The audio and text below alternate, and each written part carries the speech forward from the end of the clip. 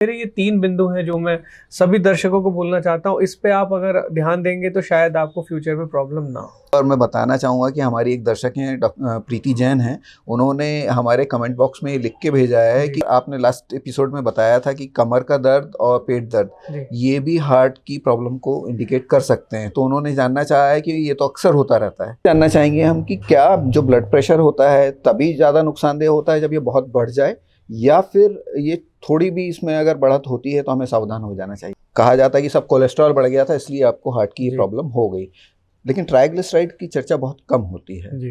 तो इसका कितना बड़ा रोल रहता है हार्ट की हेल्थ में? जी नमस्कार दर्शकों, मैं हूं रविंद्र सोनी और आप देख रहे हैं Ravindra Soni health and wellness.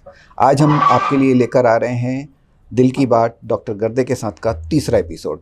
और आज इस समय हम बात करेंगे दिल के 3 खास दुश्मनों के बारे में जो चुपचाप अपना काम करते रहते हैं और एक दिन अचानक दिल पर हमला बोल देते हैं।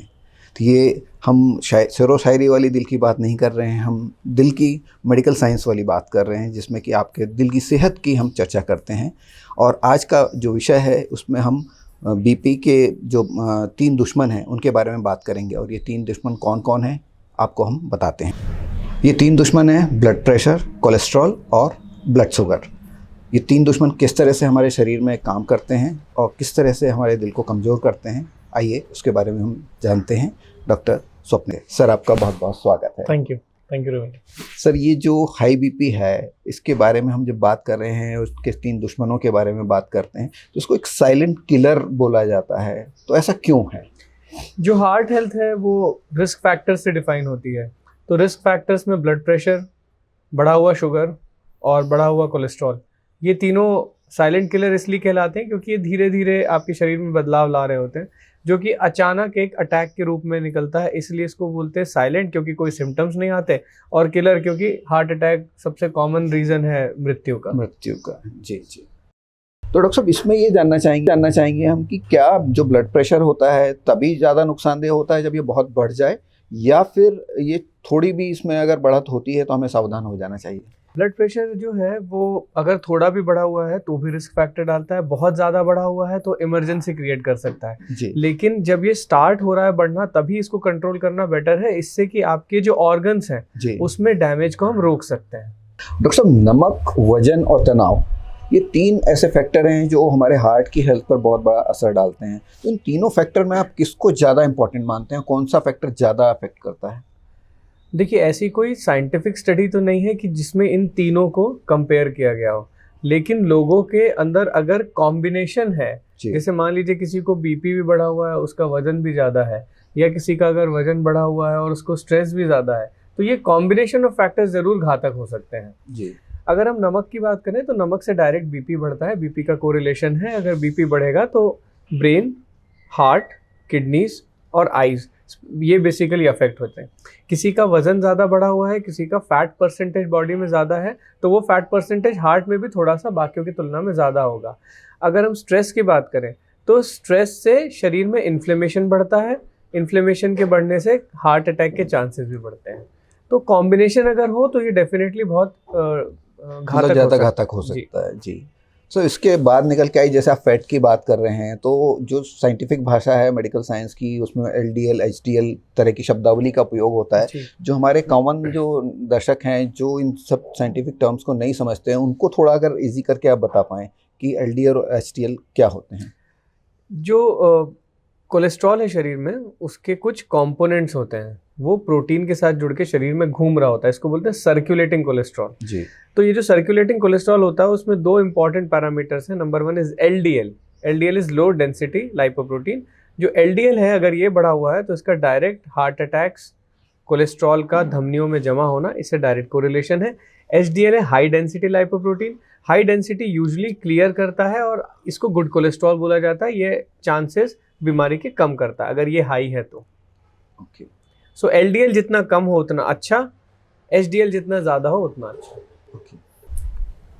तो सर, ये एक होता है ट्राइग्लिसराइड्स और एक होता है कोलेस्ट्रॉल बॉडी में, और ये दोनों ही हार्ट के लिए हमारे काम करते हैं अच्छे और बुरे तरह से। तो इनमें जो कहा जाता है कि सब कोलेस्ट्रॉल बढ़ गया था इसलिए आपको हार्ट की प्रॉब्लम हो गई, लेकिन ट्राइग्लिसराइड की चर्चा बहुत कम होती है जी। तो इसका कितना बड़ा रोल रहता है हार्ट की हेल्थ में? जी, जो लोग बोलते हैं कोलेस्ट्रॉल बढ़ गया, वो शायद एक रिपोर्ट को ओवरव्यू ऊपर से देख के ऐसे बता देते हैं, जनरलाइज्ड व्यू में।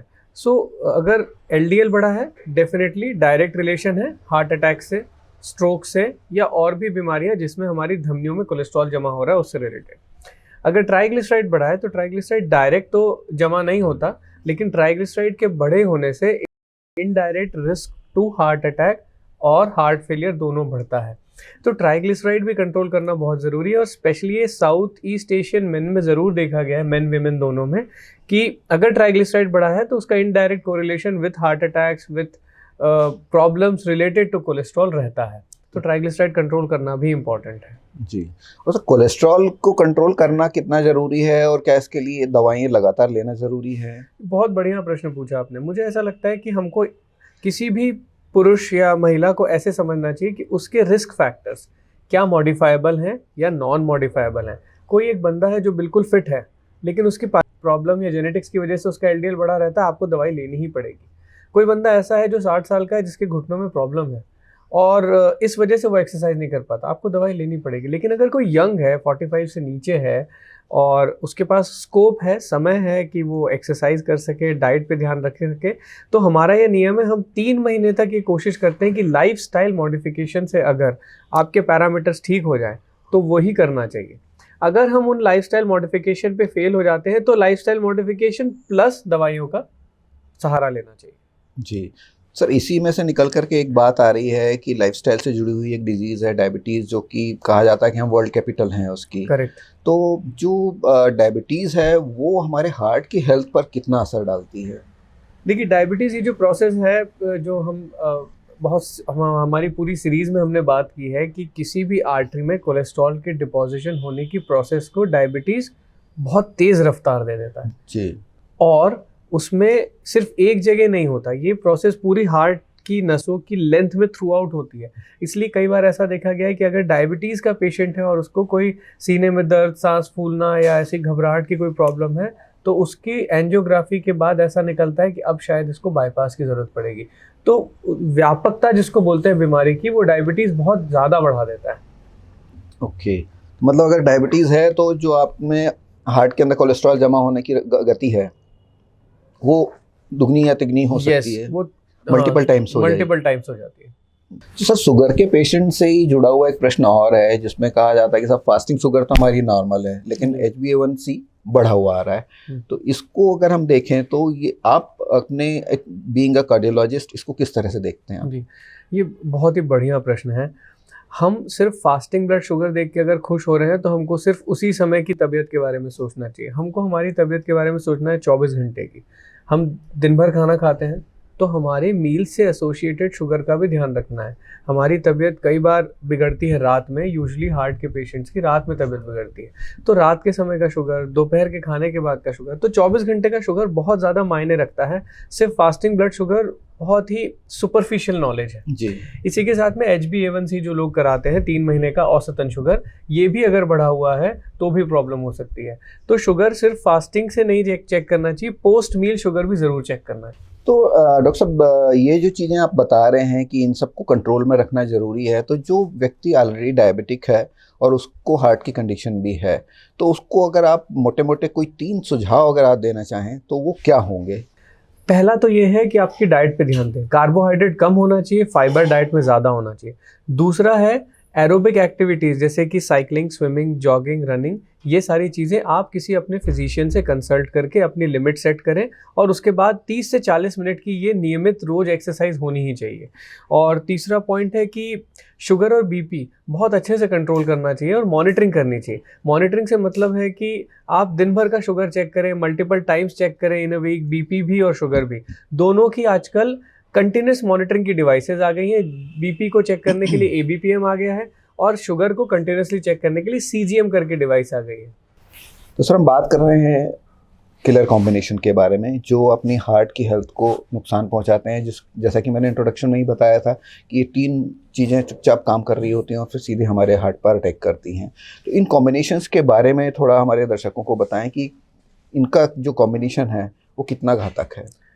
ब्लड प्रेशर बढ़ा हुआ, कोलेस्ट्रॉल बढ़ा हुआ और शुगर बढ़ा हुआ, अगर ये तीनों का कॉम्बिनेशन है तो 5 से 7 गुना रिस्क होती है ऐसे व्यक्ति की तुलनात्मक से कि जिसमें ये कॉम्बिनेशन नहीं है। 5 से 7 टाइम्स ज़्यादा रिस्क होती है कि हार्ट अटैक या हार्ट के चांसेस बढ़ जाते हैं। हो सकते हैं। ओके, तो डॉक्टर साहब इसमें एक चीज़ और मैं जानना चाहूँगा कि हार्ट की हेल्थ तो अपनी जगह है ही, लेकिन अगर ये तीनों फैक्टर्स को, जैसा कि आपने बताया कि इनको कंट्रोल करना ज़रूरी है, तो जब हम इनको कंट्रोल करते हैं तो इनका हमारी बॉडी पे या अदर ऑर्गन्स पे किस तरह का इफेक्ट देखने को मिलता है? देखिए, जब भी आप वेट अपना कम करेंगे तो आपका वेट कम करना मतलब एक हेल्दी वे में जिसमें बॉडी कंपोजिशन बना हुआ है। सिर्फ खाना छोड़ देंगे तो आपका शरीर पूरा का पूरा छोटा होगा, डिहाइड्रेट होगा और वो कंपोजिशन मेंटेन नहीं होगा। हमको कंपोजिशन मेंटेन करना है कि हमारी मसल मास बना रहे और फैट कम होता जाए। तो अगर ये आप करते हैं तो आपके सबसे पहले घुटने सही रहते हैं, वेट बियरिंग उससे कम हो जाता है, आपका सर्कुलेटिंग कोलेस्ट्रॉल कम हो जाता है, लिवर में से जो कोलेस्ट्रॉल जिसको फैटी लिवर के रूप में देखा जाता है वो कम हो जाता है और आप ज़्यादा लंबा जी पाते हैं। आपकी कॉग्निटिव फंक्शन, इवन ब्रेन के फंक्शन एक्सरसाइज के साथ देखा गया है कि वो इम्प्रूव्ड रहते हैं। तो ये फ़ायदा होता है। अगर आप अपनी डाइट पे ध्यान रखेंगे तो आपकी पाचन क्रिया से लेके आपकी एक्सरसाइज कैपेसिटी, आपके पैरों में हाथ पैरों में जो दर्द होता है वो, और आपकी नींद, ये सब बेहतर होती जाती है। इसीलिए अपने पूरी लाइफस्टाइल को ध्यान रखना बहुत इंपॉर्टेंट है। जी, तो मतलब ये आपका जो 3 चीज़ों पे अगर कंट्रोल करना आप शुरू करते हैं तो इसका ओवरऑल आपकी जो बॉडी है और जो आपकी ओवरऑल हेल्थ है उस पर असर पड़ेगा, और मतलब खास तौर से किडनी, लिवर, हार्ट और ब्रेन, जिनका आप कह रहे हैं, जो ब्लड सर्कुलेशन जो आपको बहुत जरूरी है। ये सिर्फ हार्ट का ही नहीं, देखिए सारे ऑर्गन्स आपस में इंटरकनेक्टेड है। कोई एक अफेक्ट होता है तो उसका साइड इफेक्ट दूसरे पे भी आता है। तो ये सब लाइफस्टाइल रखने से पूरी बॉडी, पूरे फंक्शन, सारे ऑर्गन्स ही हेल्दी रहते हैं। जी, बहुत अच्छी बात डॉक्टर साहब। तो डॉक्टर साहब ये जो बेनिफिट्स आपने बताए, इसके अलावा भी कोई बेनिफिट छूट रहे हों तो हमारे दर्शकों को जरूर बताएं। देखिए, अगर नमक आप कम करते हैं और किसी की हार्ट की पंपिंग अफेक्टेड है तो हार्ट के ऊपर जो एक स्ट्रेस पड़ता है वो नमक कम करने से, पानी और नमक दोनों अपने आप कम होता है और ये स्ट्रेस भी कम होता है। तो दिल की सूजन, जिसको लोकल लैंग्वेज में कई लोग बोलते हैं, वो सूजन कम होती है। जी, ये फायदे होते हैं। तो डॉक्टर साहब जिन पेशेंट्स में इन तीनों बातों का कॉम्बिनेशन है तो उनको विशेषकर किस तरह की सावधानियां रखनी चाहिए? खास तौर से अगर हम टेस्ट की बात करें तो कौन कौन से टेस्ट कराने चाहिए और कब कब कराने चाहिए, ताकि उनको अपनी ओवरऑल हेल्थ और जो हार्ट कंडीशन है पर्टिकुलरली उसके बारे में पता लगता रहे? तो पहला पहलू है सावधानी। सावधानी बरतनी चाहिए हमको। हमारे शरीर की जो कॉलिंग है, हमारा शरीर अगर आपको कोई तकलीफ बता रहा है तो उसको इग्नोर मत कीजिए। वो तकलीफ बढ़ जाती है, लोग मेडिकल एडवाइस उसके बाद अचीव करते हैं। तो आपके शरीर में कोई प्रॉब्लम हो रही है, प्लीज अपने डॉक्टर से उसको डिस्कस कीजिए, इंस्टेंटली जाएं, तुरंत जाएं। अगर आप किसी भी हॉस्पिटल या किसी डॉक्टर के पास जाते हैं, यूजुअली हार्ट हेल्थ के लिए वो कुछ टेस्ट एडवाइस करते हैं, जिसमें से ब्लड टेस्ट, हार्ट की सोनोग्राफी जिसको एको बोलते हैं, ECG ये रहता है। तो lipid profile, HSCRP level, ECG, एको, अगर आप सक्षम हैं तो TMT। जी, ये एक कॉम्प्रिहेंसिव हार्ट हेल्थ को बताता है और काफ़ी नॉलेज हमको दे देता है। जी, तो ये कितनी ड्यूरेशन पर कराने चाहिए ये टेस्ट? अगर आप उम्र, जिसकी जो भी ये टेस्ट करा रहा है, अगर उसकी उम्र 45 या 50 साल के ऊपर है तो 1-1.5 साल में कराना चाहिए। किसी को रिस्क फैक्टर्स है तो एनुअली कराना चाहिए, हर साल कराना चाहिए। जी, तो डॉक्टर साहब जिन लोगों को अब ऑलरेडी इन तीनों कंडीशंस की वजह से या इन जो 3 तरह की थ्रेट्स हैं या रिस्क फैक्टर्स हैं, ऑलरेडी अब वो हार्ट की कंडीशन में आ गए हैं, उनका हार्ट अब ठीक तरह से काम नहीं कर रहा है, तो उनको ऐसे कौन से आप प्रैक्टिकल उपाय बताएंगे जो उनको अपनाने चाहिए जिससे कि उनकी रिकवरी होना शुरू हो सके और वो कम से कम अपनी जो प्रेजेंट कंडीशन है उसको मैनेज कर सकें अच्छी तरह से? मेरी प्रैक्टिस में मैं नेचुरल मेथड्स पे बहुत स्ट्रेस देता हूँ अलॉन्ग विथ मेडिसिन्स। तो उसमें 30 to 40 minutes of cardio activity में मैं हर पेशेंट जो फिट है हार्ट पंपिंग की तरफ से, मैं उसको ज़रूर बोलता हूँ कि आप इतना तो 6 दिन हफ्ते में कीजिए। कार्डियो एक्टिविटी में हमने बार बार बोला है कि cycling, swimming, running, jogging, body weight exercises, ये सब इंक्लूडेड होता है। दूसरा पॉइंट है कि आप अपने नमक और कोलेस्ट्रॉल वाले खाने को थोड़ा कंट्रोल करें। फॉर एग्जाम्पल, कोई भी पैक्ड फूड है उसको, उसमें प्रिजर्वेटिव होता है, प्रिजर्वेटिव में सोडियम होता है, तो सोडियम उससे बढ़ता है। तो हमको ये वाइजली सेलेक्ट करना है कि हम क्या खा रहे हैं। दूसरी चीज़ है, अगर आपके पास 3 ऑप्शन रख दिए जाए, पूड़ी, पराठा और रोटी, तो हमको ऑब्वियसली रोटी को सेलेक्ट करना है जिसमें कोलेस्ट्रॉल कम हो सकता है। जी।